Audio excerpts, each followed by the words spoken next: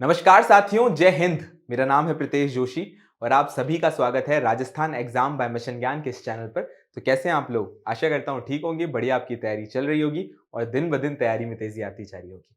तो आज हम चर्चा करने वाले हैं सीईटी के अंदर इस बार से लागू होने वाली नेगेटिव मार्किंग के बारे में। देखते हैं इसके क्या फायदे हैं, देखते हैं इसके क्या नुकसान है, इसकी क्या अभी स्थिति देखने को मिल रही है, छात्रों का रुझान किस प्रकार है, सारी की सारी चर्चा करेंगे इस पूरे के पूरे सेशन के अंदर। तो सबसे पहले हम बात करते हैं इस नेगेटिव मार्किंग के फायदे के बारे में। साहब, इस नेगेटिव मार्किंग के फायदे क्या हैं? तो देखो भाई, नेगेटिव मार्किंग का जो सबसे बड़ा फायदा ये है कि जो सीरियस तैयारी करने वाले छात्र हैं उनके लिए बहुत ही ज्यादा फायदेमंद होने वाला है। क्यों? क्योंकि देखो, एक तो आपको यहां पर ध्यान रखना है कि ये पूरा का पूरा एग्जाम जो है वो आपको किसी और से बेटर होना है। आपको बेस्ट 100 में से 100 नंबर नहीं लेकर आने, आपको बाकियों से ज्यादा नंबर लेकर आने। तो जो भी सीरियस एस्पिरेंट्स हैं उनके लिए बहुत ही ज्यादा फायदेमंद पहुंचेगा। क्यों?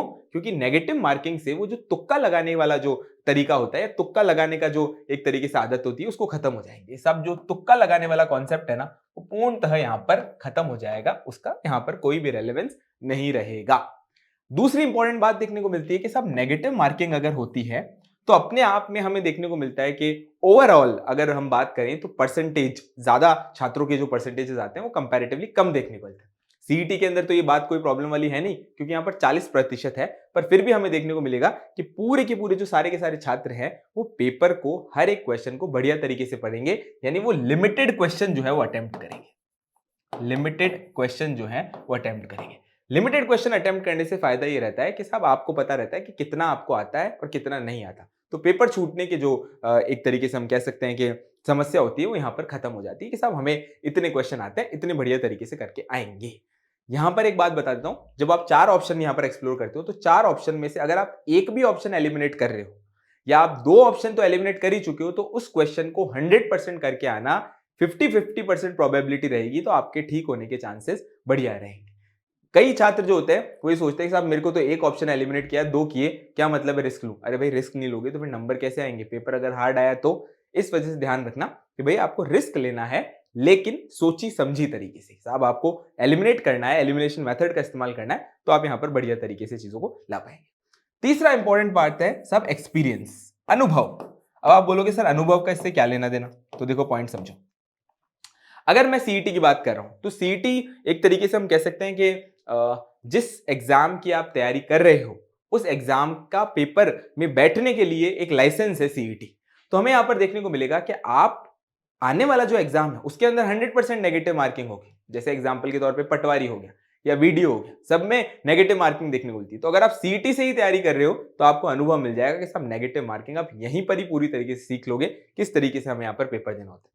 दूसरी इंपॉर्टेंट बात देखने को मिलती है कि सर हमें देखने को मिलेगा कि जब वीडियो के एग्जाम के अंदर नेगेटिव मार्किंग है तो यहां पर भी नेगेटिव मार्किंग हो तो कोई समस्या वाली बात यहां पर नहीं आती। तो अनुभव जो है यहां पर आपको बढ़िया तरीके से देखने को मिलेगा। अब हम थोड़ी सी चर्चा करेंगे सब नुकसान के ऊपर कि ये जो पूरी की पूरी नेगेटिव मार्किंग है इससे हमें नुकसान क्या क्या उठाने पड़ेंगे। देखते हैं भैया क्या क्या नुकसान उठाने पड़ेंगे। तो पहली बात तो यह है कि छात्रों का ऐसा कहना है कि सीईटी अपने आप में एक पात्रता परीक्षा है। ठीक है, एक पात्रता परीक्षा है। अगर आप पात्रता परीक्षा की बात करते हो तो हमें यहां पर रीट भी देखने को मिलती है, अच्छा पीटीईटी भी देखने को मिलती है। तो जब इन पात्रता परीक्षा के अंदर नेगेटिव मार्किंग नहीं है तो फिर यहां पर नेगेटिव मार्किंग का क्या फायदा? इससे तो आपको नुकसान पहुंच रहा है। ये पॉइंट हमें पूर्णतः देखने को मिलता है। दूसरी बात यह है कि साहब 40% का यहां पर खेल किया गया है।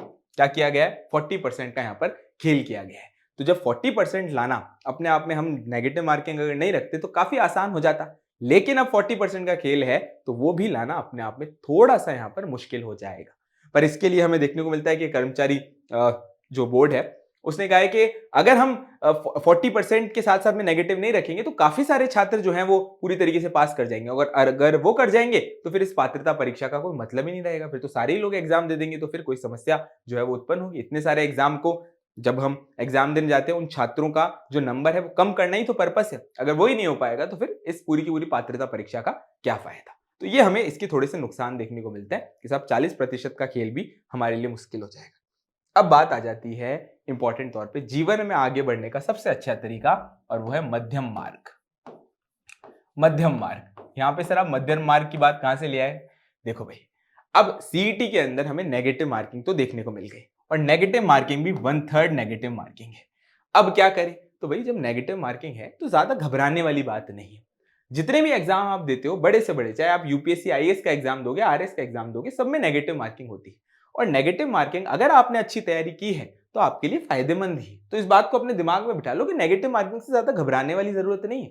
हमें अच्छे से पता है कि साहब हमारी तैयारी अच्छी, हमने अच्छे फैक्ट्स किए, क्लासेस चालू हो रही हैं, सारी की सारी क्लासेस को बढ़िया तरीके से पढ़ाए, तो नेगेटिव मार्किंग हमारे लिए कोई इतना बड़ा ऑब्स्टेकल या इतना बड़ा कोई स्पीड ब्रेकर नहीं बनेगा। हम बढ़िया तरीके से हमारे सीईटी के एग्जाम को क्लियर कर पाएंगे। दूसरी इंपॉर्टेंट बात यह भी है कि साहब आप अपने आप के लिए सोचोगे तो आपको पता है कि मुझे सिर्फ एक ही सीट चाहिए। मेरा खेल किसका है सर? मुझे तो सिर्फ और सिर्फ एक ही सीट चाहिए। तो जब अगर आपको एक ही सीट चाहिए तो 1/3 नेगेटिव मार्किंग क्या उससे भी ज्यादा बढ़ा दो, या 40% का क्राइटेरिया हटके हम कहें कि साहब आपको 60% नंबर लेकर आना है, तब भी कर दोगे तो भी ऐसी कोई समस्या नहीं आएगी। तो मध्यम मार्ग ये कहता है कि चाहे नेगेटिव मार्किंग हो या नहीं हो, हमारे तो बढ़िया नंबर आएंगे। अब अगर नेगेटिव मार्किंग हो गई तो हम उसी तरीके से तैयारी करेंगे। कैसे करेंगे सर? ज्यादा से ज्यादा टेस्ट देंगे। ज्यादा से ज्यादा टेस्ट दोगे तो आपको आइडिया लग जाएगा। दूसरी इंपॉर्टेंट बात, आपके दिमाग में ये पता होना चाहिए कि कौन सा क्वेश्चन करना है और कौन सा क्वेश्चन छोड़ना है। एलिमिनेशन मेथड का इस्तेमाल करेंगे। एलिमिनेशन मेथड का क्या होता है, इसके लिए एक पूरा वीडियो भी बनाऊंगा, पर एलिमिनेशन मेथड का कहता है कि साहब आपको 4 ऑप्शन में से सारे आना जरूरी नहीं है, आप एलिमिनेट करते जाओ। यानी अगर आपके 4 ऑप्शन है ए बी सी डी, तो सबसे पहले तो आप ये बताओ कि इनमें से क्या नहीं हो सकता। आपको पता लग गया साहब डी जो है वो बिल्कुल भी नहीं हो सकता। अब लग रहा है एबीसी। अब आप और वापस क्वेश्चन पढ़ोगे तो आपको ये याद आएगा कि सर सी भी नहीं हो सकता।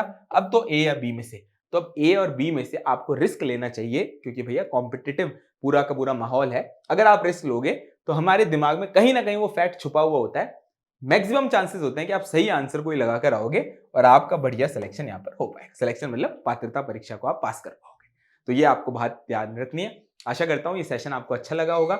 मिशन ज्ञान के परिवार के साथ बने रहें और इन क्लासेस को निरंतर शेयर कीजिए। 15 अगस्त से क्लासेस स्टार्ट होने वाली है। शानदार तरीके से आप लोगों के लिए सारे के सारे सब्जेक्ट लेकर आए हैं और उन क्लासेस को देखने और शेयर करने की जिम्मेदारी आपकी है। बढ़िया तरीके से करेंगे तो पात्रता परीक्षा हमारे लिए जीवन का सबसे अच्छा एग्जाम साबित होगी। अंत में एक ही बात, भारत है मेरी जान और मिशन है मेरा ज्ञान। जय हिंद, जय भारत और जय Rajasthan. Thank you so much.